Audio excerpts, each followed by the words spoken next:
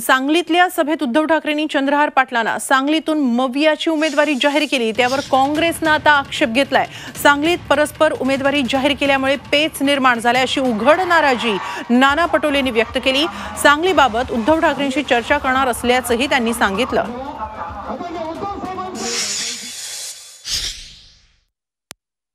आज सुद्धा चंद्रहारला होय, मी चंद्रहारची उमेदवारी आज जाहीर करतोय। शिवसेनेच्या मशालीवरती चंद्रहार जाणार तिकडे निवडून।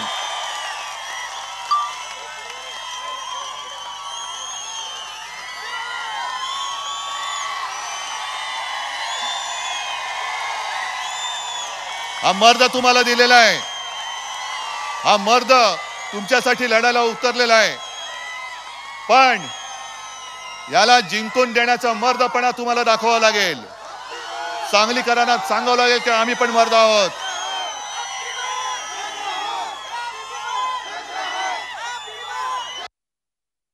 अलायन्स मध्ये राहून सुद्धा काल उद्धव ठाकरे साहेबांनी ज्या पद्धतीने जाहीर केलेलं आहे ते खऱ्या अर्थानं आहे प्रॉब्लेमॅटिक, पण तरी सुद्धा आम्ही त्याच्यातला मार्ग काढण्याचा प्रयत्न करू। तुम्ही ते पथ्य पाळलेलं आहे, अलायन्सच्या जागांमध्ये अनेक ठिकाणी तुम्ही नाव काँग्रेसने जाहीर केले नाही, तो पथ्य पाळलेला आहे, शिवसेनेने पाळला नाही आहे म्हटलं। तुम्हाला सांगितलं की उद्धव ठाकरे साहेबांनी काल जाहीर केल्याप्रमाणे ते योग्य नाही, पण त्यांच्याशी बसून मार्ग काढू।